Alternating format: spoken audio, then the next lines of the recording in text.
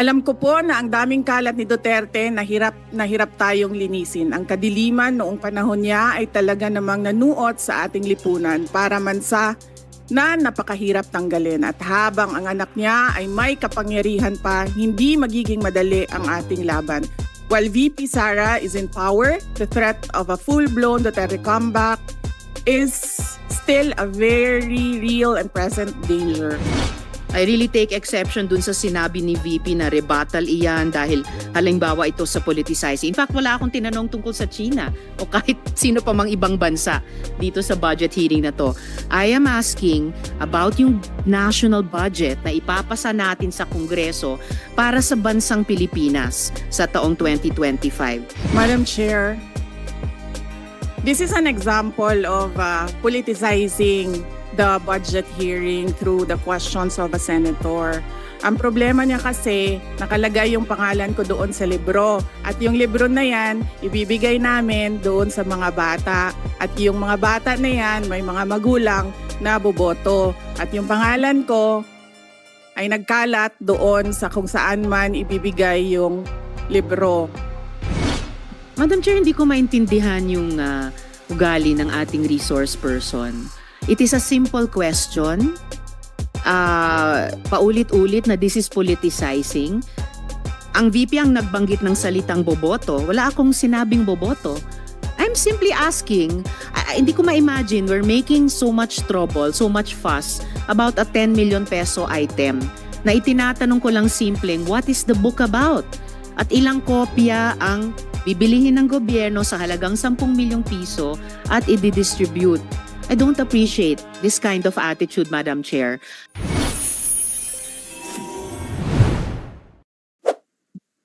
Thank you, Ma'am Edeline. Madam Chair, the OVP is ready to accept questions. Before we open the floor for questions, Senator Bato de la Rosa would like to give an opening statement.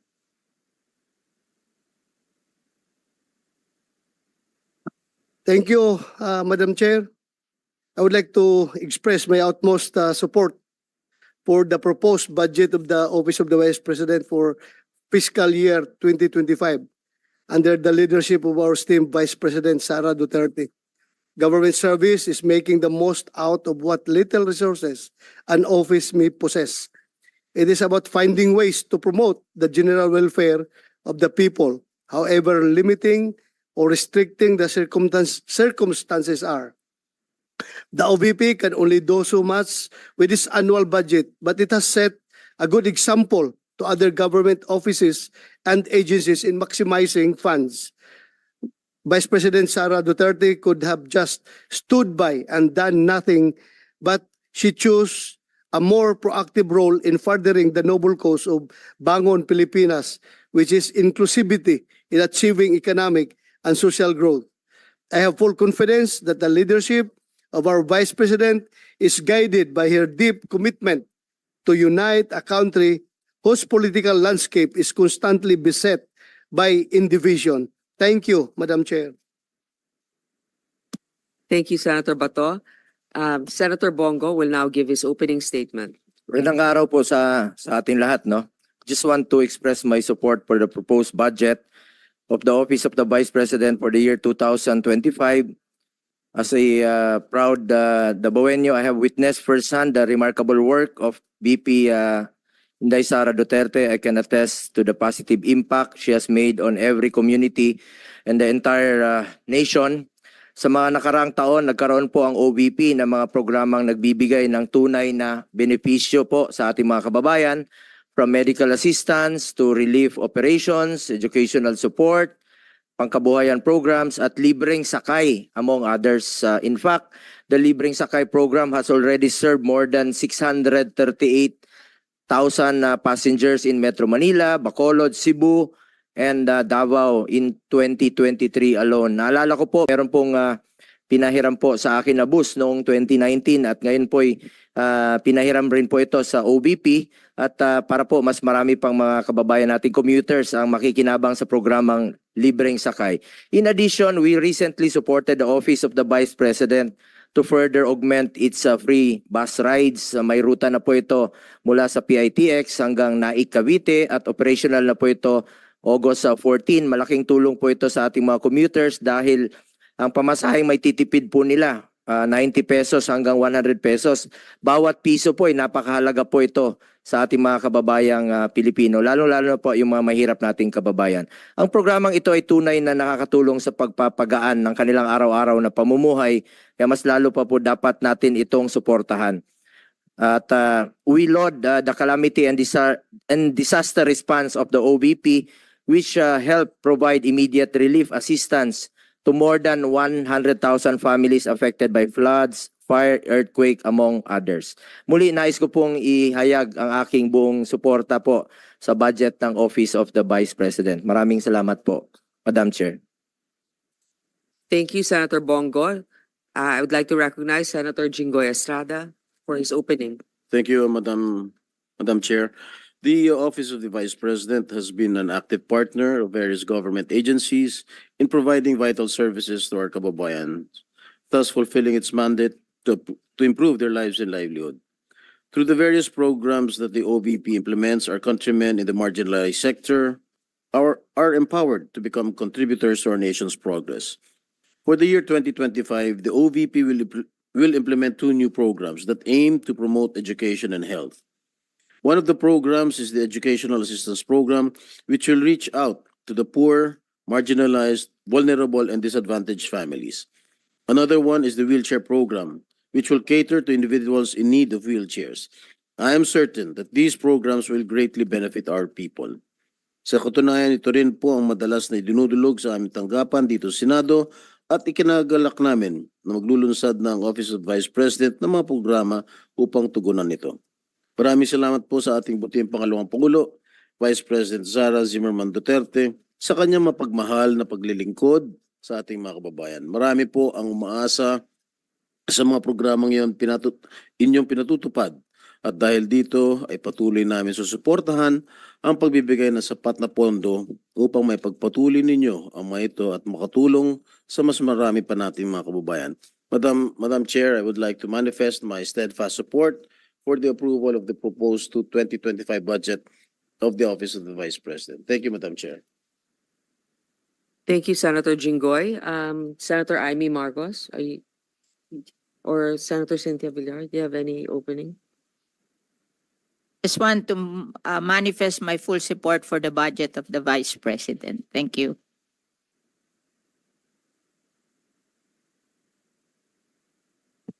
No introductory statements thus far, but from what I've seen, I think the limited budget of the Office of the Vice President is an illustration that budgetary restraint should not serve as limitations in performing, but should inspire other government offices to be more innovative and to have more initiative. So it should be an illustration of how we should really deliver services to the people. So thank you, the Office of the Vice President. I am here to show my full support to the immediate passage of the budget of the Office of the Vice President.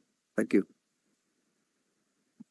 Thank you, Senator Tolentino. I'd like to acknowledge the presence of my colleagues here today. I think I've only acknowledged 2. I should acknowledge also Senator Tolentino, Senator Bongo, earlier Senator Bato, Senator Jinggoy Estrada, and now Senator Risa Hontiveros.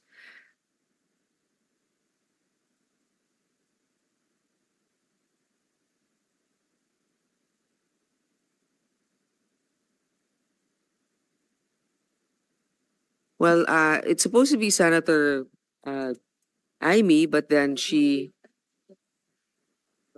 doesn't really. Okay, then Senator Risa is now recognized. She's just catching her breath because she came from 2 other obligations. One is the Commission on Appointments and another hearing. Thank you. Salamat po, Chair, at magandang hapon po sa lahat, mga kasama ko sa Senado at yung OVP family. 2 tanong lang po, Chair, para ngayong araw. Una po, I note that a huge chunk of the OVP's 2025 operations budget, 1.909 billion pesos, will be used for the delivery of socio-economic programs, such as one medical and burial assistance program. This supplements other healthcare programs of the government to assist indigent individuals and families. For 2025, 771.445 million will be allocated for the program. Sa loob niyan, 600 million pesos for medical assistance and 171.445 million for burial assistance, which are, Madam Chair, very similar to the medical assistance to indigent or financially incapacitated patients program o MAIF-IP of the DOH. And DSWDs, Assistance for Individuals in Crisis Situations, or AICS. Pangalawa, disaster operations, which aims to provide relief goods to disaster-stricken areas not commonly reached by other agencies. Para doon, 101.644 million pesos. And is also similar doon naman sa disaster risk management program of the DSWD.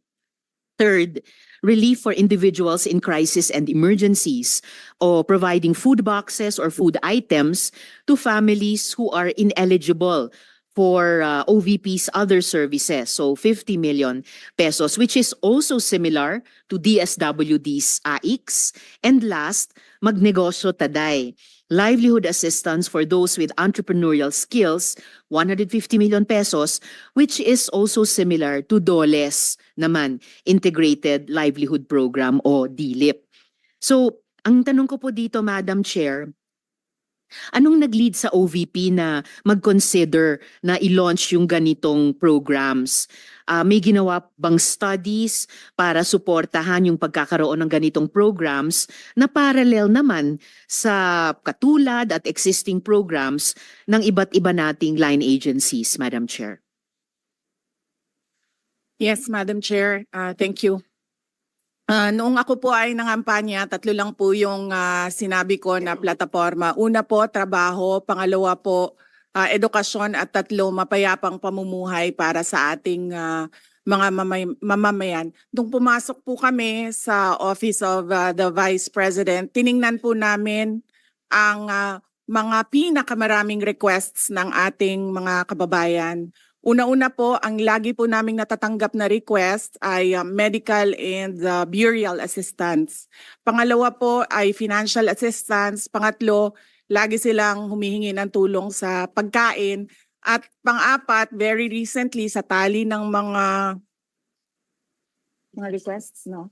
Yes, sa tali ng mga requests is yung educational assistance na sinasabi ng mga kababayan natin. Sinasabi namin lagi sa kanila, libre naman yung public schools.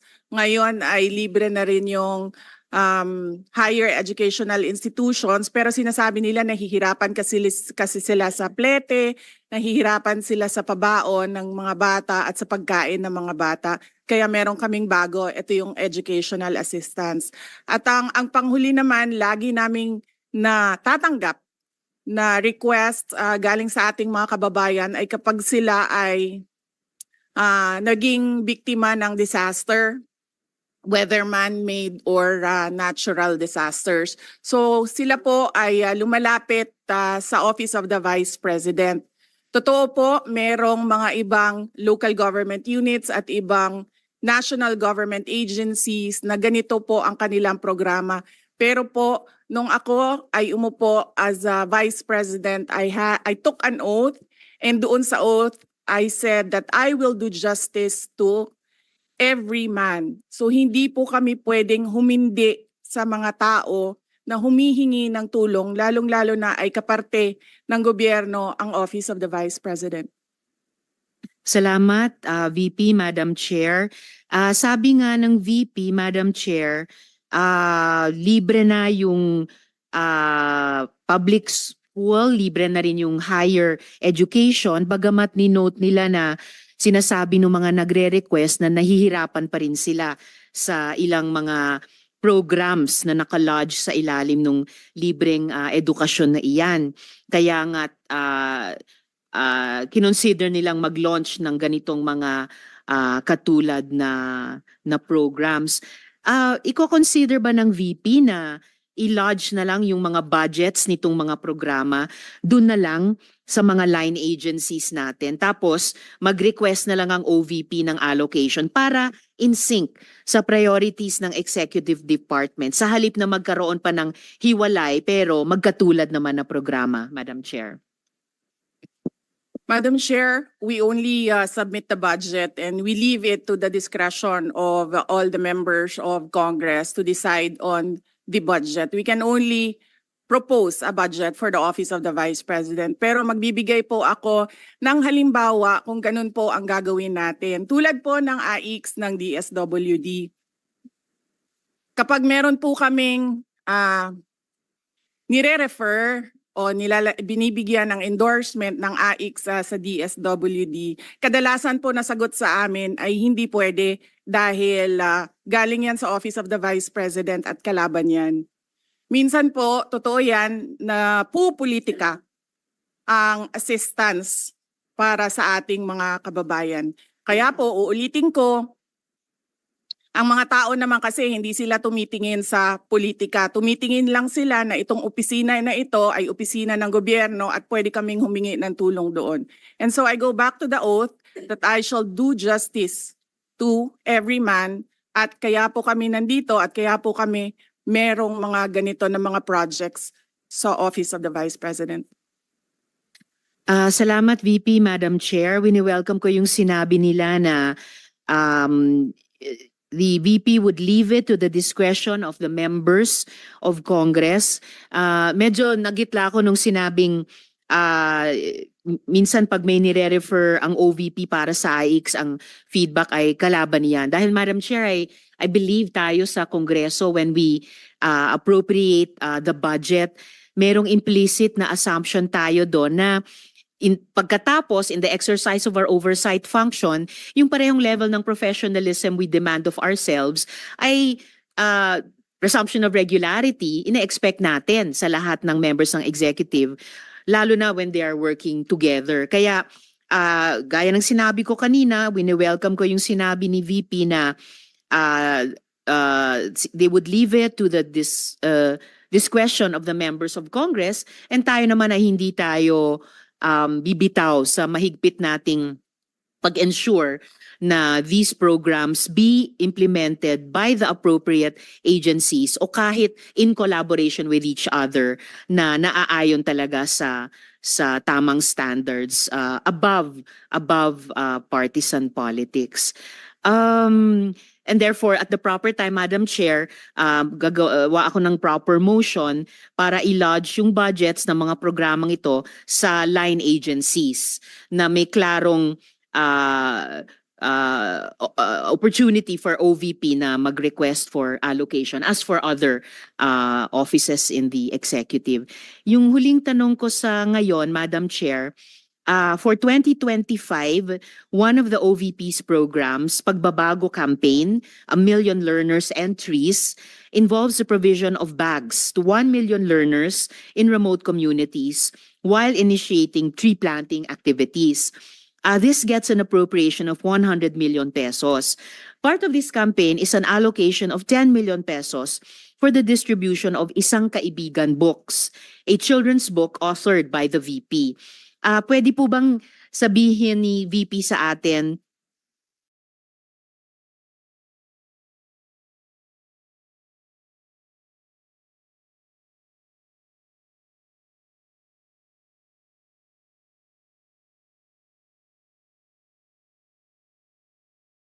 more tungkol sa librong ito? Chair, let me make a rebuttal and another example of politicizing the budget of the government.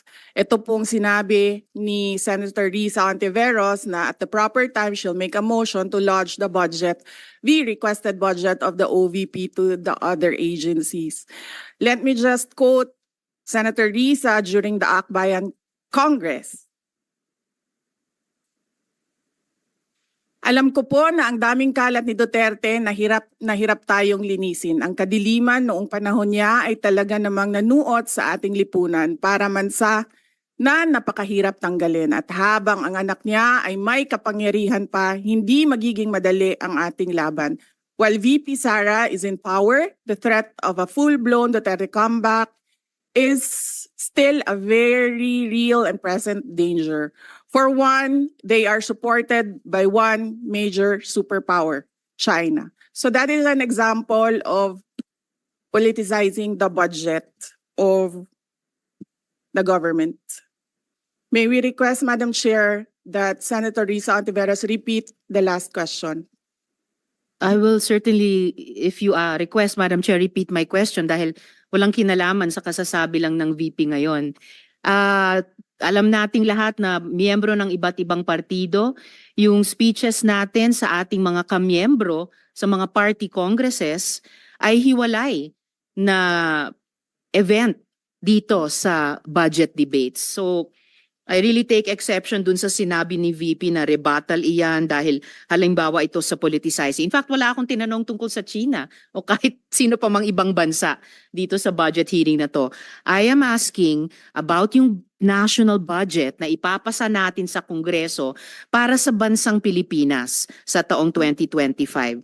At ang pangalawang at huling tanong ko sa ngayon, before I make at the proper time propose an amendment which may or may not be accepted by the chair and by the colleagues para nga mas i-align ang mga kaperahan natin lalo na't masikip ang fiscal space natin dun sa mga appropriate programs sa appropriate agencies na malayang-malaya ang OVP makipag-partner sa kanila tulad ng sino pang opisina sa executive. Ang tanong ko po ay ilang mga libro ng isang kaibigan ay bibilihin at i-distribute at ano, if the VP could tell us more about the contents ng librong ito. Madam Chair. Madam Chair, the book is not for sale. We only pay for the publication of the book. And we will send Senator Ontiveros a copy so that she will know what is the content of the book. Oh, this question is not only for me, Madam Chair, para rin para sa mga kasama dito sa budget hearing. Baka ilang araw pa bago mapadala at mabasa ko, which I certainly will. But I am asking a question bilang isang mambabatas sa head of agency ng isang opisina sa executive dito sa budget hearing na to. Simpleng tanong. Tell us more about the book, isang kaibigan, at ilang kopya nito ang bibilihin ng gobyerno sa halagang 10 milyong piso at i-distribute sa kasama ng mga bags sa 1 million learners sa remote communities. Madam Chair. Madam Chair, this is an example of politicizing the budget hearing through the questions of a senator. Ang problema niya kasi, nakalagay yung pangalan ko doon sa libro. At yung libro na yan, ibibigay namin doon sa mga bata. At yung mga bata na yan, may mga magulang na boboto. At yung pangalan ko ay nagkalat doon sa kung saan man ibibigay yung libro. Madam Chair, we commit to send tomorrow everyone in this room a copy of the book. Madam Chair, hindi ko maintindihan yung ugali ng ating resource person. It is a simple question. Paulit-ulit na this is politicizing. Ang VP ang nagbanggit ng salitang boboto. Wala akong sinabing boboto.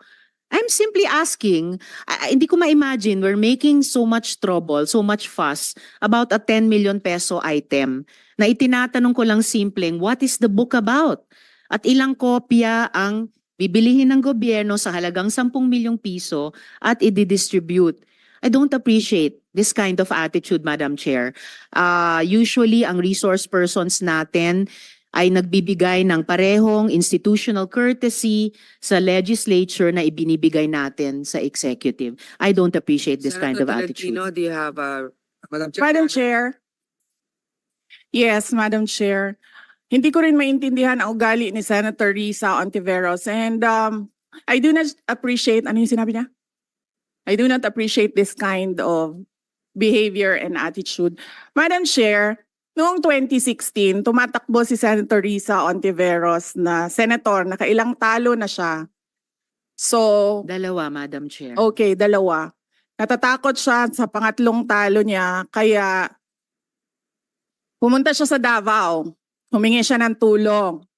Tinulungan siya ng isang kagawad ng Davao na ngayon hindi na siya sinusuportahan. Humingi siya ng tulong sa akin, thinking na hindi mananalo si President Rodrigo Duterte. Kinausap niya ako ng kinausap doon sa law office ko sa Davao City.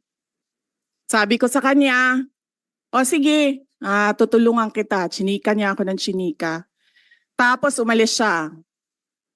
Siyempre, hindi naman siya tumutulong kay Pangulong Duterte. Hindi din totoo yung sinabi ko na tutulungan kita. Tinext niya ako.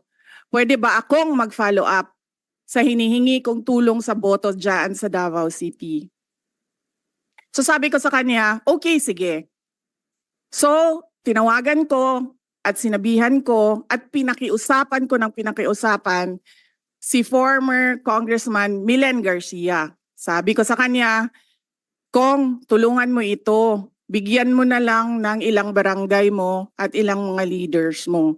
Ayaw pa siya tulungan ni former Congressman Milen Garcia. Pinakiusapan ko ulit, Kong, please tulungan mo na lang. Nanalo na siya at nung nanalo siya, anong ginawa niya? Siya ang pinakaunang umatake kay President Rodrigo Duterte. Anong tawag sa ugaling ganito? With due respect to our resource persons and also our colleagues, I think this doesn't really, I understand there's history among all of us here, but I think that we should really stick to the budget. And I think this is just being very objective. I would like to ask also, since we're going to be furnished a copy tomorrow, we can look at it and evaluate what the content of the book is. But maybe just a general, we won't ask line by line, ano ba yung libro na yan? But tell me, is it for good manners and right conduct? That's fine. Is it science? Is it history? So maybe just a general one, so we can just answer it. Because I understand that every office will have its own advocacy and initiative. So, but then, I don't think it's also wrong for us to be curious what it is about. So just a general one. Any of the undersecretaries can tell me what the topic of the book is. Is it history? What is it? Madam Chair, the explanation is in the title, Isang Kaibigan. It's about friendship. Okay. Then that's for the record. It's about friendship. Madam Chair, just a last point. Okay. So kung sana ganun yung naging sagot sa simula pa, 'di ba? Napakasimple. Simpleng tanong, dapat simpleng sagot. Nagkwento pa ng kwento na sinabi dati na walang kinalaman sa tanong ko. Just for the record, as a last point, Madam Chair, this is public funds and we're making inquiries about them. Budget hearing po ito. Hindi po lahat about you. Pera po ito ng taong bayan. Okay. For the record, I Madam think Chair. that's Thank not you, yet Madam Chair. personal, but I Yes. understand the emotion is high. But let's continue on. If you have any more questions, Senator Risa, we will Those have are just around- my 2 questions, Madam Chair. Maraming salamat po. Thank you. Senator Tolentino, you had your hand raised earlier. I was about to ask for a minute suspension of the hearing, but since the good chairperson of this committee already gave her guidance on how this budget hearing should proceed, I defer to the wisdom of the chairperson. Thank you. I would like to acknowledge the presence of Senator Bong Revilla and Senator Robin Hood Padilla. Thank you. Anybody else? Senator Mark Villar as well. And Senator Alan, Senator Alan Cayetano. Any more questions? Yes. Senator Amy Marcos, you're recognized. Yes, samantalang nasimulan na ang pagtatanong tungkol sa budget, nais kong bigyan ng pagkakataon ng pangalawang Pangulo na sumagot sa mga pumupuna sa kanya at laging binabanggit ang mga COA report ng 2022-2023 na mababa daw ang implementasyon at kulang daw ang internal controls at guidelines. May masasabi po ba tayo tungkol dito? May kasagutan po ba ito? Madam Chair. Yes, we call on Attorney Rosalyn Sanchez to answer the question. Good afternoon, Madam Chair. On the first question on the low implementation of some of the programs, Your Honor, some of the programs were just started to be implemented by the office in 2023. So we are still in the process of fine-tuning the details of the program and obtaining the requirements from the applicants of the programs. Specifically on the Magna Negosyo Taday project, we have seen that some of our target beneficiaries have difficulty in complying with the requirements, and we are closely working with the Commission on Audit to streamline the process for the application of the program. And on the controls, on the matter of controls, Madam Chair, we would like to know that we have not received, we would like to know that audit findings are still not yet final, and we are again working closely with COA to improve our processes and address the issues that they have raised during the audit, Madam Chair. Okay. All right. Madam Chair, I am Attorney Lopez, the Chief of Staff of the Office of the Vice President. As regards the first question on the matter of the low implementation rate of the Office of the Vice President, for the past 2 years, Your Honor, for year 2022 and 2023, as we have presented early on, the Office of the Vice President has a 92% utilization rate, actually. But it is, as of date, as of now, as of June, July, the rate is stands at 40%, primarily because most of our programs are rolled out towards the second semester. Particularly, for example, the Pagbabago Bag in time for the opening of the school year, and also the launch of our Pansarap program, which we will also be launching upon school opening. So this is a big bulk of the budget of the Office of the Vice President. Hence, there is a low utilization rate. But at the end of the year, all of this, Madam Chair, as we have, as records will bear out, it will be around the 90 to 92% utilization rate. Yes, congratulations. So that therefore those who say that the same observations have been made by COA for the past 2 years are inaccurate and unaware of the actions already taken by the OVP. Is that correct? Ma'am, the matter of the low, it is correct as regards the matter of the first semester, because we really do have a low utilization rate even for the past years as regards the first semester. But The towards the repeated end, observation from COA is regards to the inadequate guidelines, processes, and the lack of internal control. Yun ang naulit ng 2 taon. Na isaayos na ba yan? Kasi Opo. nabanggit ni attorney na kausap na ninyo yung COA at ginagawa na ng guidelines na sapat. that is correct, Your Honor. We are working continuously with the team from the Commission on Audit to improve and streamline our processes and guidelines. Nakakatuwa yung budget ninyo, nautangan pa kayo ng CHED. Nabayaran na ba kayo ng 18 million na utang?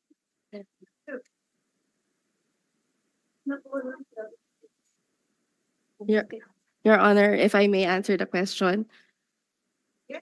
Okay. Your Honor, there was partial liquidation by CHED from the time that we had our budget hearing last year until this year, but there is still a remaining amount of 1,993,500 pesos, Your Honor, out of the original 18 million. Hindi kayo nag-iisa. Ang CHED may utang din sa mga senador. Kaya't yun ang nakakatuwa sa CHED kung saan-saan napupunta yung pera. At wala na po akong tanong. Ang sasabihin ko lang, talagang hindi naman sa barangay lamang napupolitika yung ayuda, pati dito sa mga senador, pati sa ating pangalawang Pangulo. Senator Alan Cayetano is now recognized. Good afternoon, Madam Chair, Madam Vice President, magandang hapon po and welcome to the Senate. Magandang tanghali. I'd like to note that this committee is ruled by the women and kaming mga men ay nasa sidelines lang. I'd also like to note that although as a senator, naintindihan ko si Senator Risa na siyempre mas gusto kong cordial yung sagutan. But we also have to take into context that this is both legislative and political. And there are attacks against the Vice President regardless saan nanggagaling. So a little bit of latitude dahil we want kakampi man o kalaban to feel welcome. But I agree with Senator Risa naman na, how do we make it more cordial, no? So, Madam Vice President, may I ask just one question? Actually, two eh. One, nag-lunch na po ba kayo? And, Yes, Senator Cayetano, nag-lunch na po ako. And I'm very cordial yes, when it ma'am. comes to international diplomatic relations. Gusto nyo i-discuss natin yung West Philippine Sea. Yes. But hindi kasi ako plastic na tao. No, I agree with you, ma'am. That's why nga sinasabi ko po na hindi lang to legislative, political din. That's why you should be given the latitude to answer in the way that you feel it could be properly answered, di ba? So kaya ko lang tinanong kung nag-lunch kayo kasi in the first 2 years, I know that you got a very warm welcome sa Senate. So I'm hoping sa budget hearing it doesn't change, no? I remember ang daming pumunta sa lunch noon. So my question lang, ma'am, is what can we do for the Office of the Vice President? Meron bang ni-request sa DBM na wala sa budget nyo so that we can consider it at the proper time? No, we are already okay with the approved budget from the Department of Budget. The approved proposed budget in the NEP from the Department of Budget and Management. And we leave it up to members of Congress to decide on the budget. Thank you. Thank you, Madam Chair. Thank you to the Office of the Vice President. Any more questions? Well, so it's always the chair that has the last spot for questions. So let me just ask, of course, the security of every government official is very important. And recently, it was discussed that a number of security personnel was taken out from the Office of the Vice President. I think, if I'm not mistaken, totally, the PNP said they recalled 373 personnel across all agencies.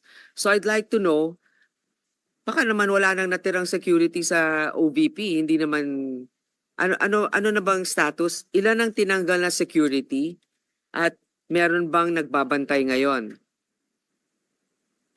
Madam Chair, may I be allowed to give a very long answer about the security? Sure, as long as it answers the question. Sige, ma'am. Opo. Noong kasi ako ay nahalal bilang pangalawang Pangulo, nakita ko kasi na pati ang security ng Vice President ay napupolitika. Hindi lang yan sa akin, kundi sa mga previous na Vice Presidents.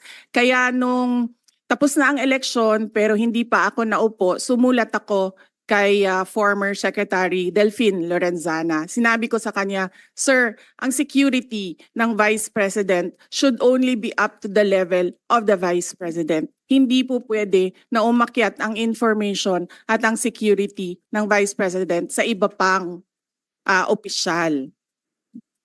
And at the time, the Chief of Staff of the Armed Forces of the Philippines and the Secretary of the Department of National Defense agreed.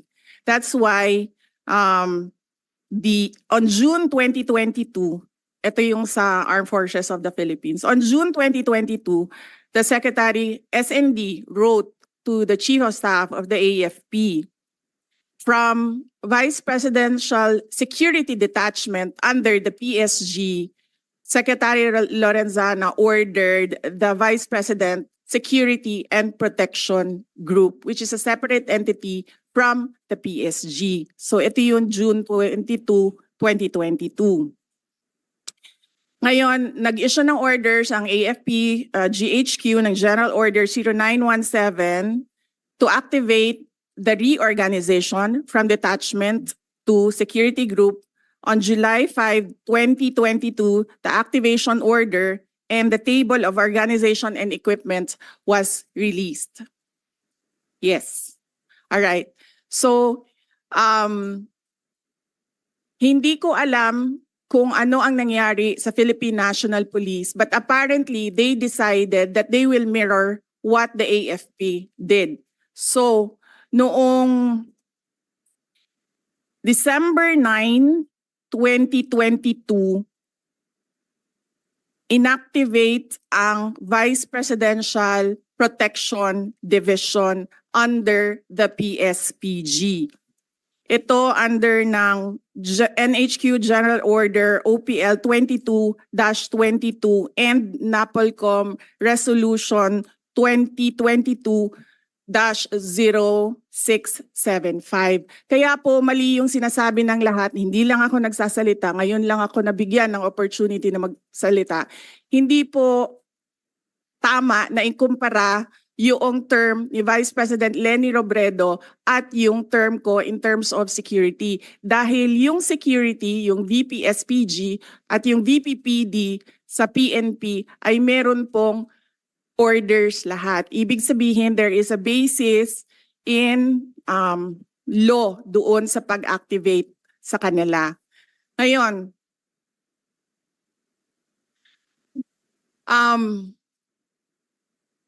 yung sa Philippine National Police, kinuha nila ang 75 na personnel.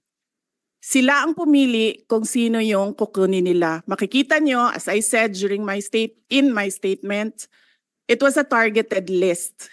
Madami doon sa mga security na yon. Security is a trust and confidence position.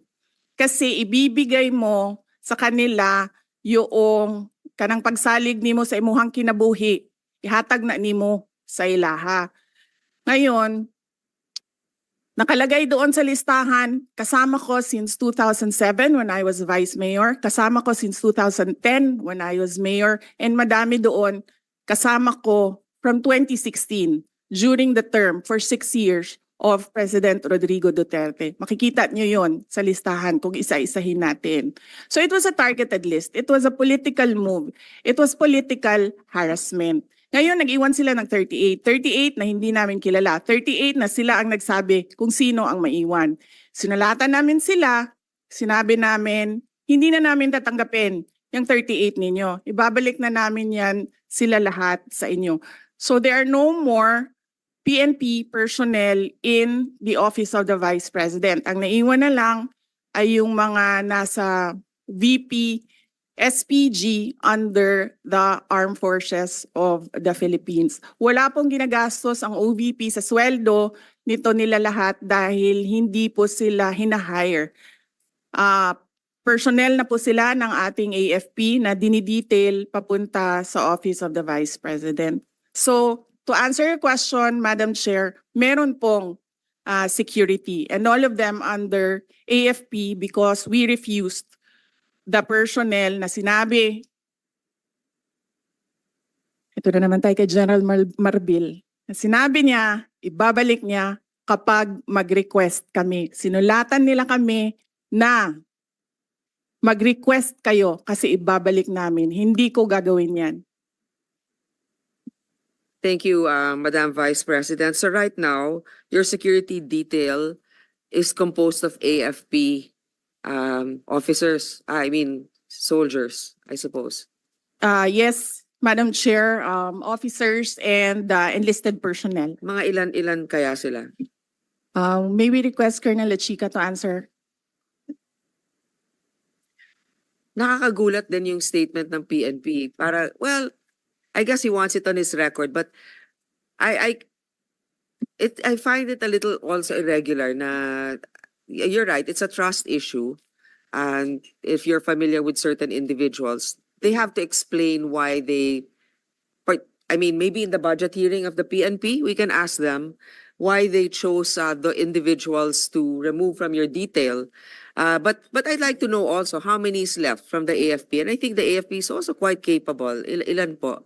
Mr. Lachica. Madam Chair, good afternoon. I think I cannot disclose the number, but I have here our activation order and our table of organization. Why can't you not disclose the number? For security reasons, ma'am. For Well, okay. I will. Madam Chair, Yes. sabihin mo na, sir. From our table of organization, ma'am, and equipment, we are authorized to have 364 personnel coming from the different major service of the AFP. But for our actual number, as of now, 337 po, ma'am. And this is under the AFP. And this doesn't come from the budget of the OVP? Or... Yes, Madam Chair. Okay. Thank you very much. That's all. Any more questions? Senator Bato de la Rosa is recognized. Ma'am, I just would like to inform this committee that during our last hearing with my Committee on Public Order and Dangerous Drugs, that issue was raised. And I told the Chief PNP, General Marbil, na hindi na nire-request ng Office of the Vice President na ibalik yung tinanggal niya ng mga pulis. Kung pwede lang, ibalik sa kanilang pinanggalingan na unit. Hindi yung, ito, kawawa ito, mga taga Davao ito na been serving there for how many years, tapos dinislocate nila, nilagay nila Region 4, NCRPO, malayo sa pamilya. So, ang request na lang namin, ako, bilang Davaoenyo, na-request ko lang sa kanya, maawa ka naman dyan sa mga pulis na yan, ibalik mo doon sa kanila pinanggalingan. Kung taga Davao City yan, taga Davao Oriental, taga Cumbal, taga Cotabato, ibalik mo na yan doon. And he promised me na ibalik daw niya. I don't know until now because hindi ko pa alam kung anong nangyari sa usapan namin. Yun lang, para lang mabalik yung mga pulis yan, kahit na hindi na ibalik security kay Vice President. Just for the record, ma'am. Thank you, thank you. Madam Chair. Madam Vice President, go ahead, please. Yes, thank you. I agree with Senator Bato de la Rosa. Wag na natin pahirapan yung mga police personnel dahil kaibigan nila ako. Ibalik lang natin sila sa mga pamilya nila. Thank you. Actually, Senator Tolentino is the Vice Chair for the Committee of the DILG for this budget season, Vice Chair Finance. So I would like you to ask the PNP Chief what led to that decision, because also part of that is, if it's a political decision, I think that would not be fair also. But knowing that you're in the capable hands of the AFP is also reassuring. But this has to be raised. Definitely, Madam Chair, this will be asked as a policy question to be directed to the Chief PNP. Madam Chair. Senator Cayetano. Yeah, just because we're on security, Madam Vice President, could you indulge me in just one last question lang? Ang DOTR or NAIA ba nagsulat, explain at nag-apologize na sa inyo dun sa CCTV, hindi pa? Senator Alan Peter Cayetano, thank you. Hindi, sir. Ang nangyari kasi dito, itong tao na ito apparently is assigned doon sa NAIA. Ang tao na ito is a media person na-assigned permanently, I think, sa NAIA because this is the second time na nilabas niya yung istorya sa mga anak ko. Yung una, when I left for Singapore, year 2021. Wala naman akong problema doon. Ang aking problema lang is itong tao na ito, nilalabas niya pati yung information na kasama ko yung mga anak ko. Alam namin kung sino siya. We have footage na kumukuha siya ng cellphone footage. Ang sinasabi ko lang doon sa aking statement ay dapat siguro i-beef up ng NAIA ang security nila dahil may tao doon sa boarding lounge na hindi pasahero at hindi employee ng gobyerno at hindi employee ng NAIA. Yun yung sinasabi ko. If you want to have a world-class airport, dapat world-class din yung security natin. Hindi siya pasahero. And in certain areas, bawal talaga, di ba? Sa immigration, dun sa may... there's certain areas na bawal kumuha. The reason I asked it, Madam Vice President, is yun nga, yung minsan kasi nasa-sensationalize, nagkakampihan, but nakakalimutan yung point eh. So I don't know when it started, kung 2010, 2013, but I remember, Senator Risa, nung nagrarally tayo, nung anti-GMA, di ba? Sa rally ka lang makakita ng pulis na may camera, na may phone or camera, nakukunan tayo. But ngayon actually, pag landing mo sa airport, if you take a car or a chopper, parang SOP na ng pulis, nakunan ng picture. Minsan tinesting ko sila, sabi ko, selfie na lang, sama kayo. Hindi. So I don't know, given the situation na nangyari sa inyo na pati pamilya, as you said, no? Like ako, sanay naman ako kunan ng picture whether they love me or hate me. That's why they want to get a picture. Minsan, pinapalitan yung lumabas dun sa 10,000 dun sa Rockwell. Actually, pinalitan nila yung audio eh. So, lumabas pa sa TV. Baliktad. Sumisigaw na idol ko si Alan, pinalitan nila na minumura ako. Then yun yung lumabas. But the point is, just like the Vice President, what if you're with your kids? What if you're with your pamangkens? What if may nakipicture lang sa'yo? What if may kasabay ka lang sa aeroplano, sa fast craft, or sa ano? So hindi ba, I don't know, Senator Bato, ikaw lang ang highest ranking PNP dito eh. Bakit ba may ganun? I mean, hindi ba sufficiente naman? I didn't intend to ask you. Baka I asked this But para I intend matanong to din. answer. Yeah. But I intend to answer. No, kasi my point of view naman is, if it's for the record, unang-una pag sumakay ka ng helicopter or ng aeroplano, dapat talaga may manifest yon. Pag landing mo, nandun yung police, eyewitness ka naman, dapat isulat yon.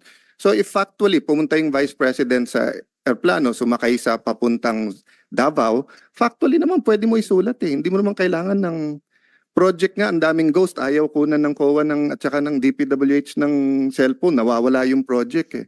Pero tao sa atin, yung security, parang medyo, yun nga, I find the problem, baka we should really look into that. I would like to also give my experience on that. What I noticed is, for example, we're a guest in a certain event or in a province, usually without even us requesting, the local government will ask the PNP to assist a public figure. And the reason why they take pictures, and just like Senator Alan, I thought at first they wanted a selfie, but apparently it's to provide proof to their commanders that they render the service. Now, it's a different story if they just take a picture for the fun of it, to give, I don't know, for others, in areas where, let's say, there's limited access. So But that's to that point, Madam Chair, wala akong problema na kunan mo eh. But yung storage at paanong gagamitin, given that, so for example, we're talking about security ngayon, di ba? Kung sa Secret Service nga, na pinaka-professional, na kahit Democrat o Republican, may congressional hearing ngayon dahil dun sa nakalusot kay ex-President Trump.